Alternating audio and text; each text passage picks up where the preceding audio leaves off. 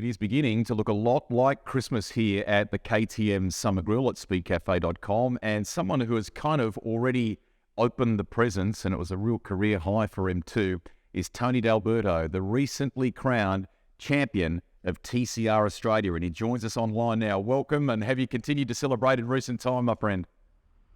Yeah, Rusty, thanks for having me. I'm not even sure it's funky just yet. We haven't had a chance to really celebrate it just yet. Such a busy time going to Christmas that I think the plan is to do a little bit of celebrating in the new year. We were, when the race unfolded there at Bathurst, the very final one of the season. From a fan point of view, Tony, it was edge of the seat stuff, because as that last race unfolded, it seesawed. 1 minute you were champion, the next something happened around you with other competitors, and you were just out of the points mix. How aware of that were you as that final race unfolded? Well, I didn't actually know exactly how it was playing out. I could tell by my engineer's voice that things probably weren't going that well. I just didn't expect Will to be able to get to the front like he did, so he did a great job. But we really had our hands tied at Bathurst. It's not a strong track for Honda, and going there twice in 1 year is really brutal. So it was lucky we did enough work during the year that we had enough points in the bank to survive. But I felt a little bit helpless. I didn't have enough speed to really attack, and I just had to hope that there's a bit of good fortune. And as the race played out, I'm sort of glad that the guy didn't keep me informed the whole time, because it from the pits there, I think it was more stressful than what it was actually in the car. So I knew it was tight, but we'd done all the calculations, and even though the team didn't quite know where if I'd won the championship, I knew if I had finished 10th or 11th there, I was fine. What does it mean to you? And I asked that with a couple of points, Tony. So, I mean, you're obviously in a good club there. I mean, Chaz Mostert's won the title, Will Brown's won the title. And just where you're at in your career in a racing sense, how special was this one to secure? I think I'm in very good company there. You mentioned some guys that are full-time Supercars and absolutely at the top of their game. And TCR is a very hard championship to put a whole year together. With the way the balance of performance sort of swings, it is tricky to be competitive over a whole season. But I'm proud of this result, more because I know the effort that's gone in over the years, especially with War Racing and Honda. It's been a big program to try and get up and running, new category to the country, and to get a manufacturer involved isn't easy. So to get the result and repay their faith in the whole program, because at the start I was trying to sell a category they had no idea about and hadn't even turned a wheel in Australia. So they believed in what I was telling them, and the category they delivered on everything they promised, and they've come along for the journey. So just really nice to wrap it up, but repay everyone's faith there at Honda. Well, I know we've seen some of their executive turn up at places like Queensland Raceway with you, and then even at Bathurst as well. We hope, mate, is there some enthusiasm to continue that support that you've had from them along the way?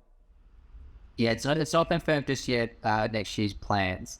There has been a little bit of change in management at Honda, but you're right. I've had a lot of support over the years, and I think it shows when they actually come to most of the races, take their time away from their families to come and watch and support.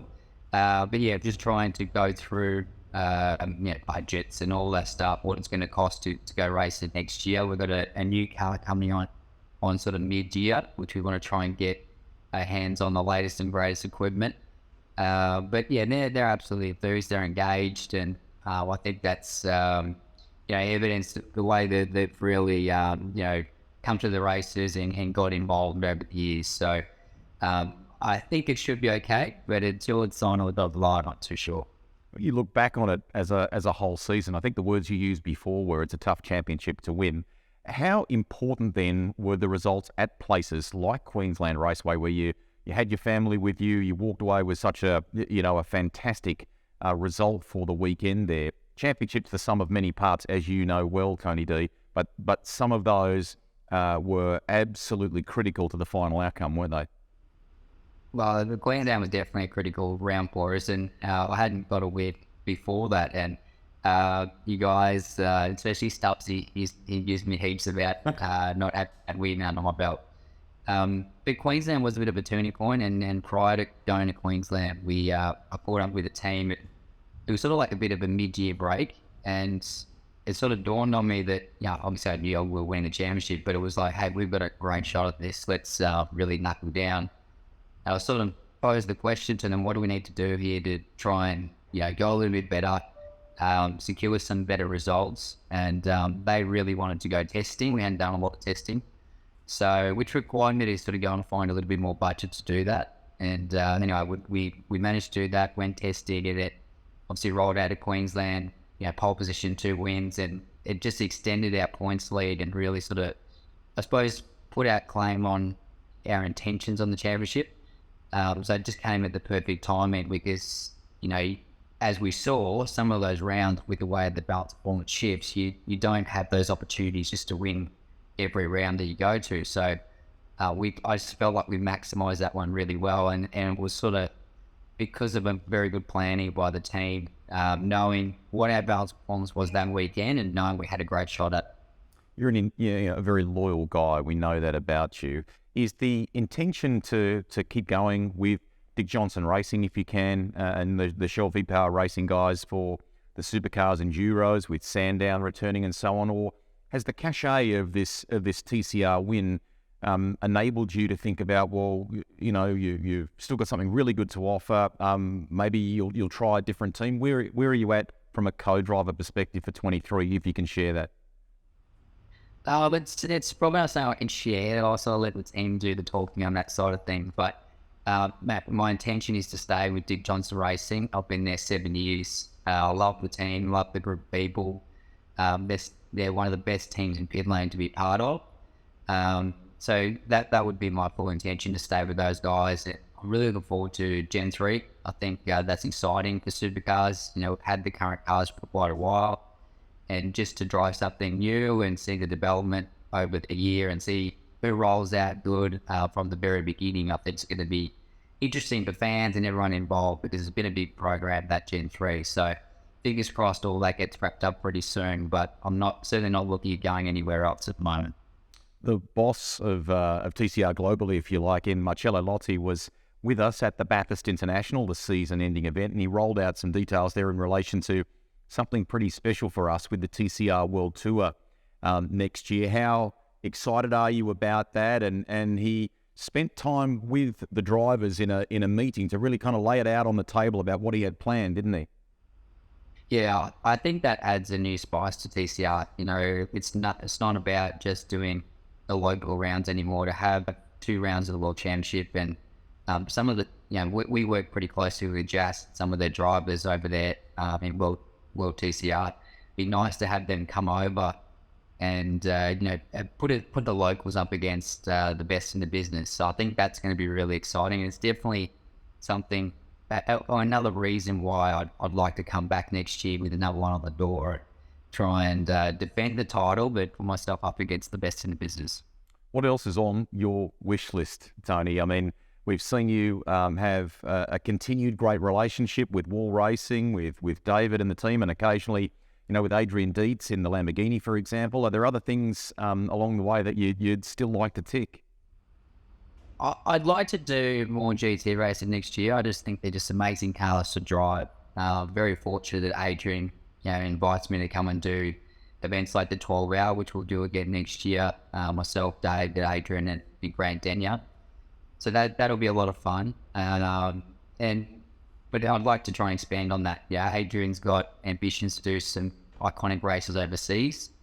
And whether or not that happens next year or the year after, but it's definitely on the bucket list to do some big races, maybe a Spa or something like that. Places I've never been before, and places that you watch on the TV every year. You watch Formula One or you watch GT races, racing there. And it's a place in particular that I'd love to go to. So we'll just see how that opportunity sort of rolls out. But I think GT racing in Australia, it's obviously been through a bit of a lull. Be nice if that ramped up again. Is it just that? Yeah, in terms of driving a race car, probably outside of a Formula car, they're the best things to drive. So fingers crossed I can do a little bit more of that next year. There are some great ingredients there for growth in that class, so we hope that happens for you. It'd be really cool to see you head across overseas and do, as you said, some of that bucket list stuff. Hey, before we let you go, anything under the Christmas tree, you know, a little to Tony, from Tony, something motorsport orientated for Christmas, or is it all about the kids? It's all about the kids, but there is a little bit of motorsport stuff under the Christmas tree. We recently bought my young fella Oscar a new go-kart engine, so it's a pretty big spend. So we're trying to get him involved in karting. He's done a little bit, and we're just trying to progress that. I started when I was 7 or 8 years old, and he's 7 now. So it's all sort of come round again. We put this engine on my rookie kart, so it's almost 30 years old, this rookie kart. So wow. It's like turning back time to how I started anyway. It's great to see the car back out on track and enjoying it. What a great story. Hey, it's been terrific to reflect on a wonderful 22 season. We hope 23 has even more success for you, and almost on the eve of Christmas, we hope you and the D'Alberto family have a nice festive season and go get them next year. Thanks, Rusty, and wishing you and your family a great Christmas too, buddy. There he is, Tony D'Alberto, newly crowned TCR champion for 2022. Great drive in that Honda and a nail-biting finish to that championship. That is another KTM Summer Grill run and done. Make sure you join us tomorrow at speedcafe.com to see who our Christmas Eve guest is. As a part of this year's Summer Grill, our great partner in KTM each week has a special prize pack to give away, which includes a stool, a stubby holder, and a KTM hat. Very cool additions for your man cave, your garage, or just for around the barbecue.